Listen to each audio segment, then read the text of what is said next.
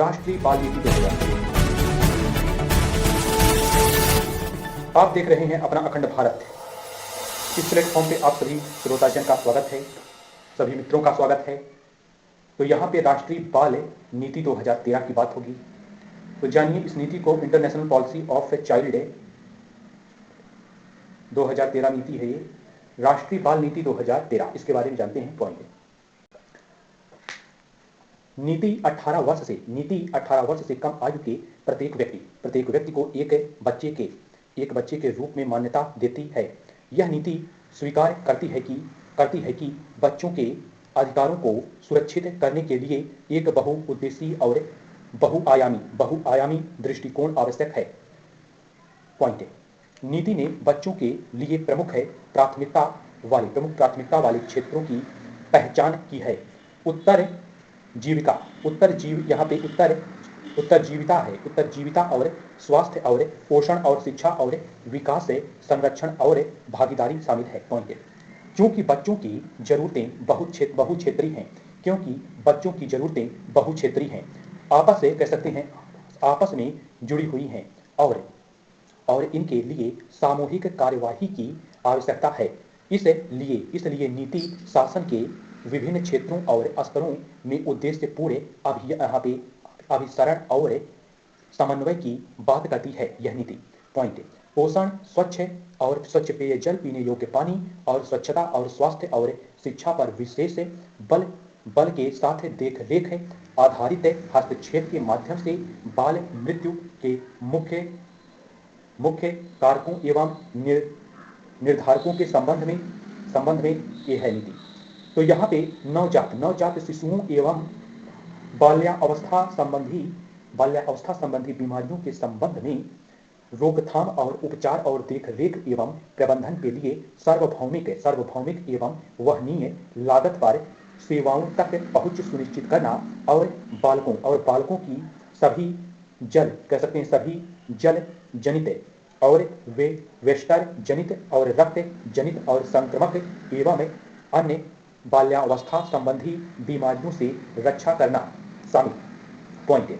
यह सुनिश्चित करना कि 6 से 14 वर्ष के सभी बच्चे स्कूल जाएं और संविधान में लिखित शिक्षा के मौलिक अधिकार को प्राप्त करें।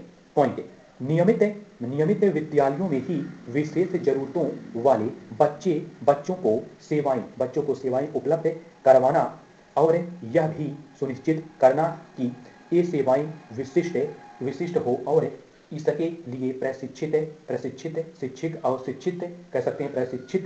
शिक्षक और विशेष अध्यापक हो। पॉइंट। माता पिता की देखभाल से वंचित बच्चों के अधिकारों को अस्थायी या अस्थायी रूप में सुनिश्चित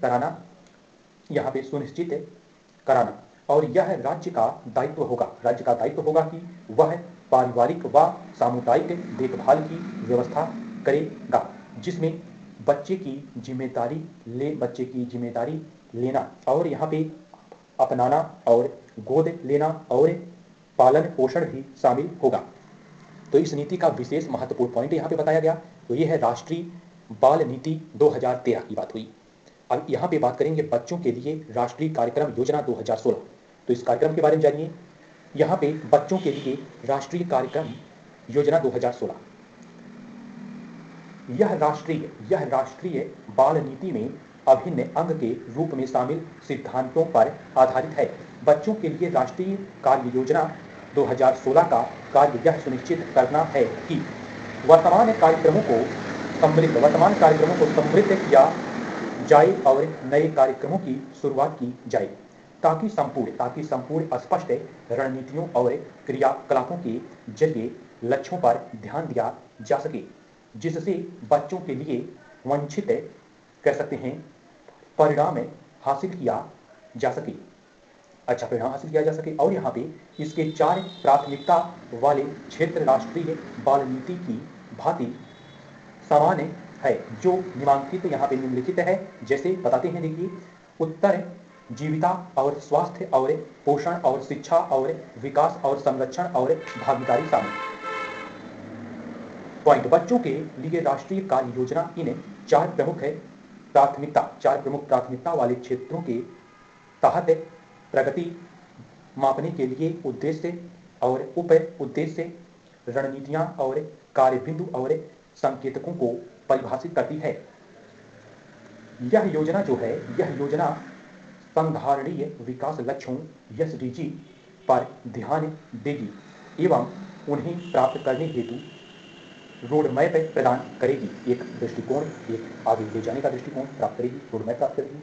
और यहाँ पे यह योजना बच्चों के लिए कह सकते हैं, यह योजना जो है बच्चों के लिए उभरती चिंताओं जैसे ऑनलाइन बाल दुर्व्यवहार और अपराधों और जलवायु परिवर्तन आदि से प्रभावित बच्चों इत्यादि पर ध्यान केंद्रित करती है यह नीति, यह योजना।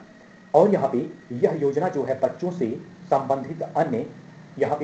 संबंधित नए और उभरते मुद्दों के लिए आवश्यक नए कार्यक्रमों और नीतियों को तैयार करने का भी सुझाव देती है। तो यहाँ पे किस योजना के बारे में बात हो रही है? तो यहाँ पे बच्चों के लिए राष्ट्रीय कार्य योजना 2016 की बात हुई है। अब इसके बारे में यहाँ पे समझा गया है। तो यहाँ पर इसके पहले और हमने एक और नीति बताई, तो ये जो नीति रहा है राष्ट्रीय बाल नीति 2013 के बारे में। तो यहाँ पे और फिर बताया गया बच्चों के लिए राष्ट्रीय कार्य योजना 2016। तो यहाँ पे काफी विशेष इंपॉर्टेंट टॉपिक यहाँ पे बताया गया है, काफी मेन पॉइंट रहा है इस नीति का, इस योजना का। तो यहाँ पर बस इतना ही, और मिलते हैं आपको अब अगले वीडियो में, अगले लेक्चर के साथ। तब तक के लिए धन्यवाद। जय हिंद, जय भारत।